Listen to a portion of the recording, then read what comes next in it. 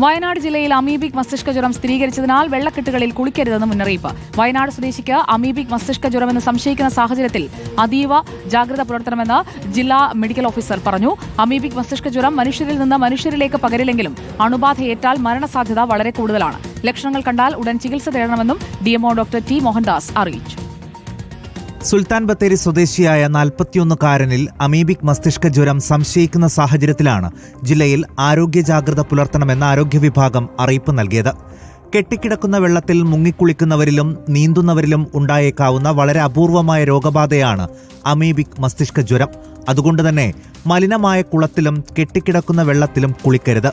പായൽ പിടിച്ചതോ മൃഗങ്ങളെ കുളിപ്പിക്കുന്നതോ മാലിന്യമുള്ളതോ ആയ കുളത്തിലെയും മറ്റും വെള്ളത്തിൽ കുളിക്കുകയോ മുഖം കഴുകുകയോ ചെയ്യരുത്. കുറെ കാലമായി വൃത്തിയാക്കാത്ത ടാങ്കുകളിലെ വെള്ളവും ഉപയോഗിക്കരുത്. ശക്തമായ തലവേദന, പനി, ഓക്കാനം, ഛർദി തുടങ്ങിയവയാണ് രോഗലക്ഷണങ്ങൾ. അണുബാധ ഉണ്ടായാൽ 9 ദിവസങ്ങൾക്കുള്ളിൽ രോഗലക്ഷണങ്ങൾ പ്രകടമാകും. നേരത്തെ ചികിത്സിച്ചാൽ രോഗം എളുപ്പത്തിൽ ഭേദമാകാൻ സാധ്യതയുള്ളതിനാൽ അതീവ ആരോഗ്യ ജാഗ്രത പുലർത്തേണ്ടത് അനിവാര്യമാണ്. റിപ്പോർട്ടർ, വയനാട്.